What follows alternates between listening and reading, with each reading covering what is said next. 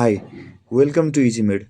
Today, we are diving into the topic of pleural effusion, a condition where excess serous fluid accumulates in the pleural space, the thin gap between lungs and chest wall. So, lungs are lined by parietal and visceral pleura, and pleural space is the space between these two sets of pleura. Parietal pleura, with the help of its capillaries, secretes pleural fluid. Also, fluid enters pleural space from interstitial space of lungs via visceral pleura or from the peritoneal cavity via stoma, which are small holes in the diaphragm. A normal volume of pleural fluid is 15 to 20 ml. This fluid helps facilitate smooth movement of the lungs during breathing by reducing friction. Removal of pleural fluid occurs via lymphatics in the parietal pleura. Remember that lymphatics have the capacity to absorb 20 times the fluid that is formed normally. So, whenever the formation exceeds absorption, pleural effusion is seen. Rate of formation of pleural fluid is guided by Starling law, in which fluid movement is determined by balance between hydrostatic and osmotic pressures in pleural space, pulmonary capillary bed, and the permeability of pleural membrane. So let's have a look at the following formula. Here, Ka is filtration coefficient, which basically gives the measure of pleural membrane permeability, and its normal value is 1. Pc stands for capillary hydrostatic pressure, and its normal value is 30 centimeters of water.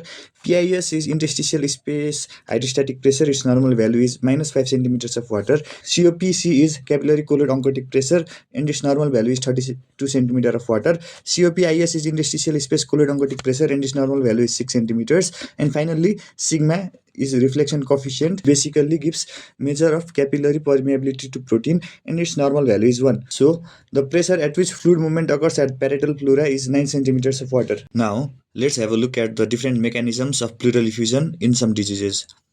In congestive heart failure and pericarditis, cardiac output decreases, which causes more blood to accumulate in the pulmonary circulation. That increases capillary hydrostatic pressure, which leads to increased space between endothelial cells, turning the endothelium leaky, which then accumulates in the pleural space, causing pleural effusion. Hypoalbuminemia, hepatic cirrhosis, and nephrotic syndrome all have one thing in common, that is, the body has low circulating protein levels, that is, decreased capillary oncotic pressure. Normally, plasma proteins circulate in the blood, and endothelial walls do not let the proteins pass due to small pore size. This creates a state of increased concentration gradient inside the blood vessels. So, to balance it out, water molecules which are permeable through endothelial cells enter the blood vessels. But these conditions have low protein levels, causing the osmosis to function in opposite direction, which leads to leakage of fluid outside the blood vessel wall to pleural space, causing pleural effusion. In addition to this, pleural fluid accumulation is also seen when lymphatic channels cannot provide adequate drainage, as in fibrosis of parietal pleura, mediastinal lymphadenopathy, hypoplastic lymph channels, and finally thoracic duct obstruction. Note that in thoracic duct obstruction below the level of T5, the pleural effusion is predominantly right-sided, whereas in obstruction of thoracic duct above thoracic vertebra 5 causes left-sided pleural effusions. So, pleural effusions can broadly be categorized into two types, transitive and exudative type. Transitive effusions result from systemic conditions that alter the pressure dynamics within blood vessels, causing fluid to leak into pleural space. Common causes include congestive heart failure, cirrhosis, and nephrotic syndrome. Congestive heart failure accounts for 90% of the transitive effusions. Now, let's talk about exudative effusions.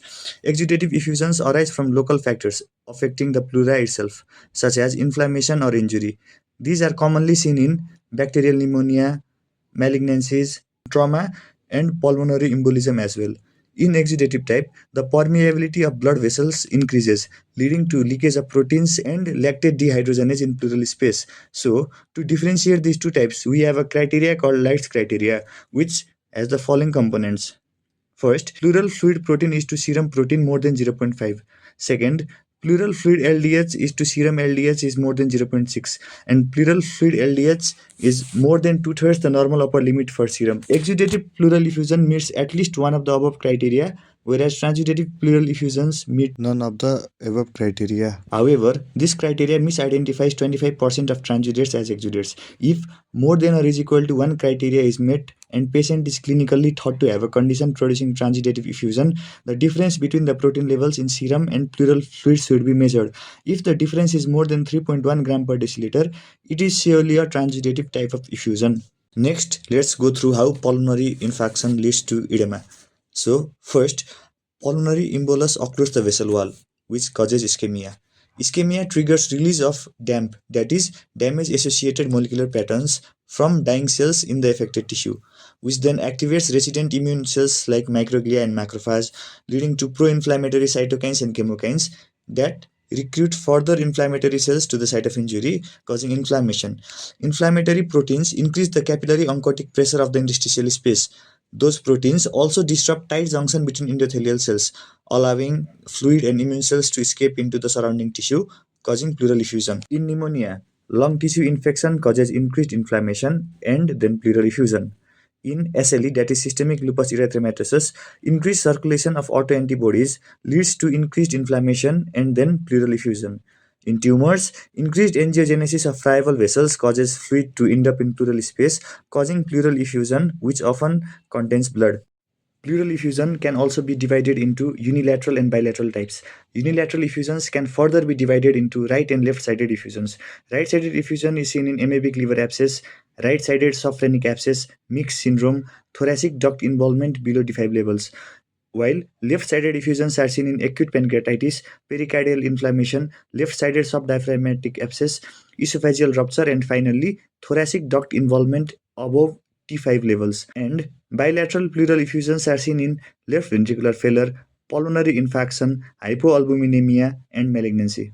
Now let's dive into the clinical manifestations of pleural effusion. Symptoms depend on size of effusion and nature of underlying process. Small or moderate size effusion may not have dyspnea, but when effusion is large, it presents with dyspnea. Inflammatory process presents with pleuritic chest pain, which is basically a sharp chest pain that worsens while breathing in deeply or coughing. Infective or inflammatory causes present with fever as well. Malignant etiology will lead to weight loss. Heart failure presents with leg edema. Cirrhosis causes abdominal distension and yellowish skin.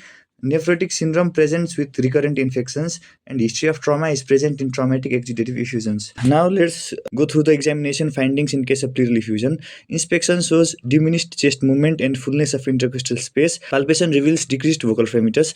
Percussion shows stony dullness over the effusion.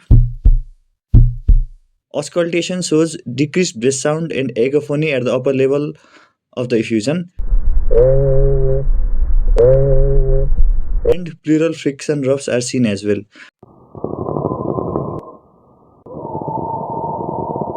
Note that in infants, physical signs are less definitive and bronchial breathing may be heard instead of decreased breath sounds.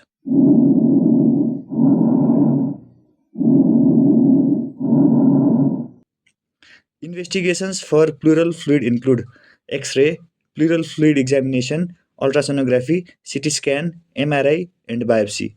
First, let's go through X-ray. There are three views by which we can visualize pleural effusion. The first is PA view, second being lateral decubitus view, and the third is supine X-ray. So, the classical appearance of pleural fluid on erect PA chest X-ray is of curved shadow at lung base, blunting of costophrenic angle, and ascending towards the axilla. Note that the minimal fluid to visualize pleural effusion in PA view is 200 ml, and the earliest X-ray sign in PA view is blunting of costophrenic angle. Lateral decubitus chest X-ray is best X-ray view to detect pleural effusion because as less as 50 ml fluid can be noted.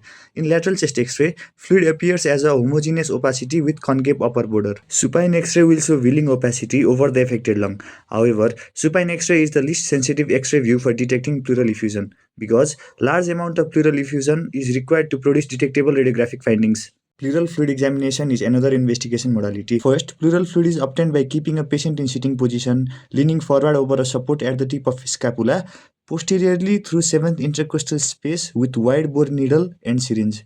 Now, let's first know the normal chemical composition of pleural fluid. Pleural fluid has clear appearance with white blood cell count less than 1000 per cubic mm, pH of 7.6 to 7.64, glucose nearly similar to that of plasma, and LDH less than 50% of plasma concentration. Protein is less than 2%, that is 1 to 2 gram per deciliter. Amylase is 30 to 110 units per liter. Triglycerides less than 2 millimole per liter, and cholesterol 3.5 to 6.5 millimole per liter. Transudates are serous fluid with WBC less than 10,000 per mm cube, pH more than 7.2, glucose more than or is equal to 60, and LDH less than 200 international unit per liter. And exudates are cloudy fluid with WBC count more than 50,000 per mm cube, pH less than 7.2, glucose less than 60, and LDH more than 200 international unit per liter. Apart from chemical evaluation, pleural fluid is also sent for bacterial, fungal, and mycobacterial cultures, antigen testing, gram staining, and cytological examination. Ultrasonography can reliably detect effusions more than 20 ml, but it can also detect pleural fluid up to 5 ml.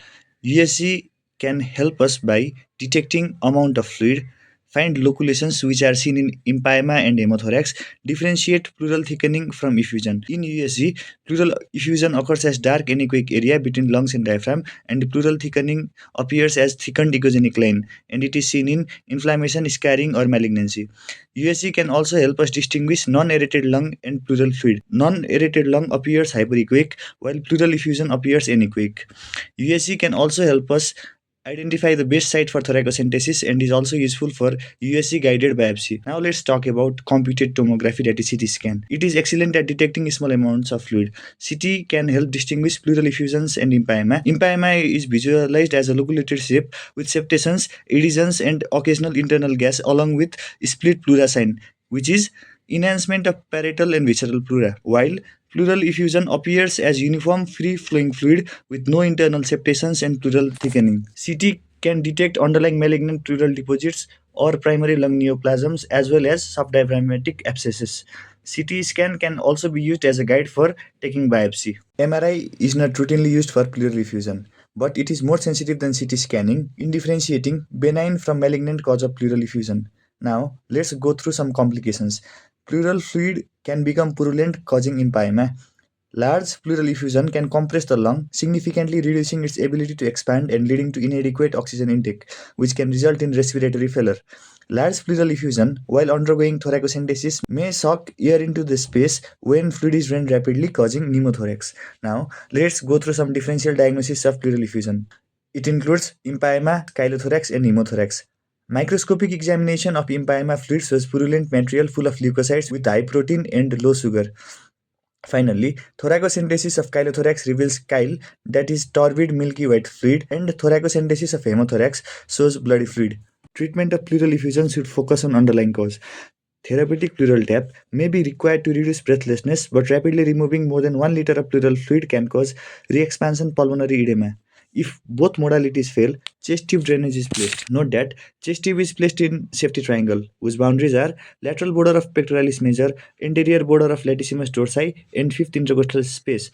In pleural effusion, chest tube is inserted in inferior direction. But if pleural effusion and pneumothorax both occur at once, direction of one tube is up and the direction of another tube is down. Thanks for tuning in. If you found this video helpful, don't forget to like, share, and subscribe for more bite sized medical lessons. See you in the next video.